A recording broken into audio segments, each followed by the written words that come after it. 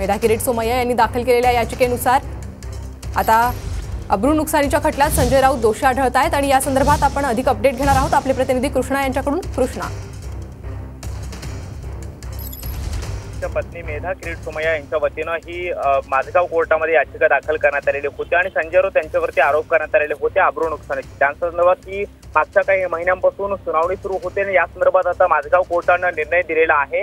संजय राऊत यांना दोषी असं आढळल्याचं कोर्टानं म्हटलेलं आहे। त्याचबरोबर 15 दिवसांचा तुरुंगवास आणि 25,000चा दंड सुद्धा संजय राऊत यांना ठोठावण्यात आल्याचं कोर्टानं म्हटलेलं आहे।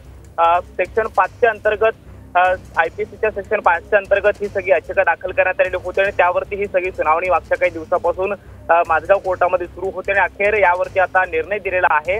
मेधा किरीट सोमय्या यांच्या वतीनं दाखल करण्यात आलेल्या अब्रू नुकसानीच्या दाव्यामध्ये संजय राऊत यांना दोषी सिद्ध करण्यात आलेला आहे आणि माझगाव कोर्टाने त्यांना 15 दिवसांचा तुरुंगवास त्याचबरोबर 25,000चा दंड सुद्धा ठोठावण्यात आलेला आहे। त्यामुळे या निर्णयाच्या विरोधामध्ये आता संजय राऊत पुढच्या कोर्टामध्ये दाद मागतात का हे पाहणं महत्त्वाचं असणार आहे, कारण ही लोअर कोर्टाने दिलेली ऑर्डर आहे आणि त्यामुळे पुढच्या वरच्या कोर्टामध्ये संजय राऊत या निर्णयाच्या विरोधात जाऊ शकतात। मात्र माझगाव कोर्टामध्ये मागच्या काही महिन्यांपासून जी ही सुनावणी पार पडत होती त्या सुनावणी दरम्यान आता माझगाव कोर्टानं संजय राऊत यांना अब्रू नुकसानीच्या खटल्यामध्ये दोषी सिद्ध केलेला आहे आणि 15 दिवसांचा तुरुंगवास त्याचबरोबर 25,000चा दंड ठोठावल्याचा आता निर्णय जो आहे तो माझगाव कोर्टाने दिलेला आहे। नक्कीच कृष्णा, धन्यवाद या सविस्तर माहितीसाठी।